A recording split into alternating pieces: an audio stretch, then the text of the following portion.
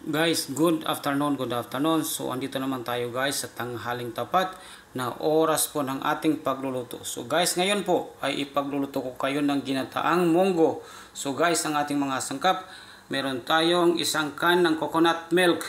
So for loaded po ng vegetable ang ating recipe sa ngayon dahil gagamit tayo ng okra, alugbati, kangkong, fresh tomato, lemongrass, luya, onion at onion leaves. So meron din tayong maliliit na dilis. So yan na po guys ang ating mga sangkap para mabuo natin ang ating recipe sa ngayon na ginataang munggo na may dilis. So guys, umpisaan na natin ang ating pagluluto.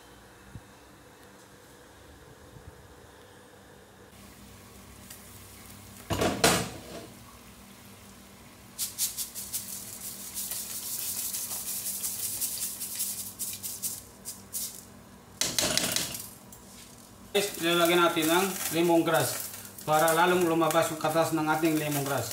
Isasabay natin ang luya.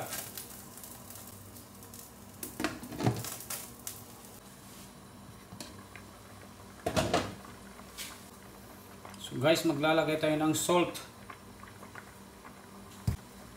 at Ajinomoto, konting black pepper powder, konting turmeric powder, konting red chili powder.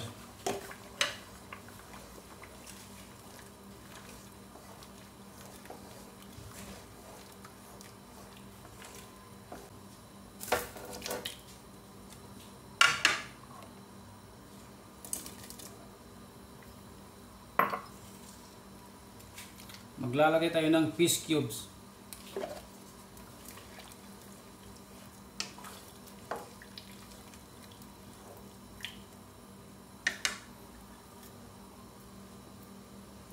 Maglagay tayo ng gata ng niyog.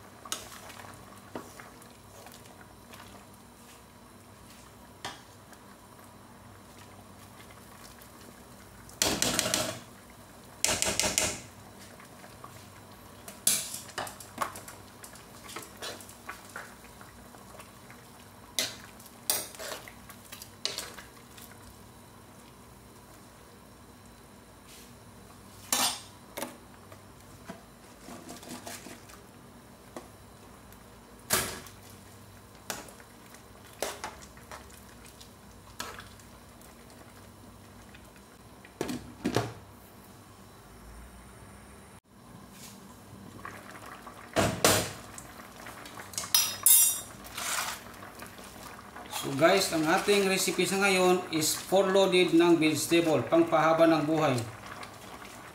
So vegetable is good for health.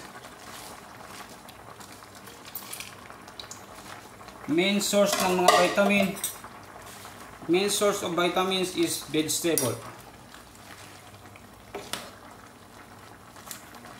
So this is it.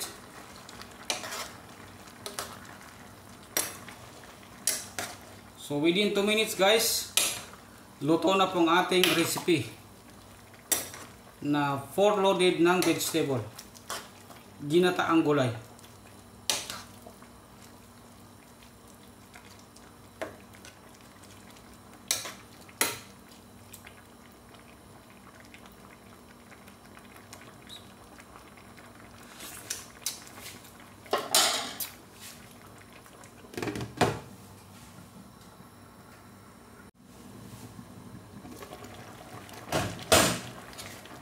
So ito na guys, ready na po ang ating recipe sa ngayon. Pwede na natin hanguin at iserve sa ating family. Patayin ko ng apoy.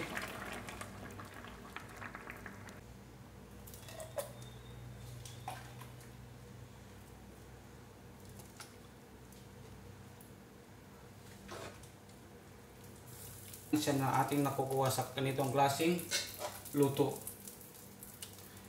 Sa ganitong klaseng recipe.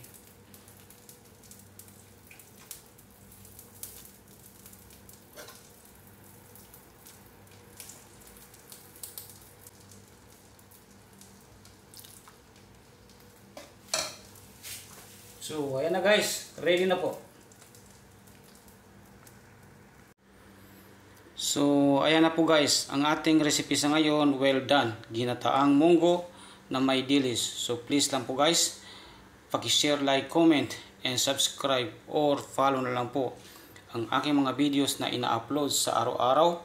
Ako po si Samsudin Abdulbayan, para sa ganun ay ma-update po kayo kaagad. So, maraming salamat po at mabuhay po tayong lahat. So guys, inuulit ko lang po, napaka-healthy po ng ating recipe sa ngayon. So ayan po guys, inuulit ko po, maraming salamat po.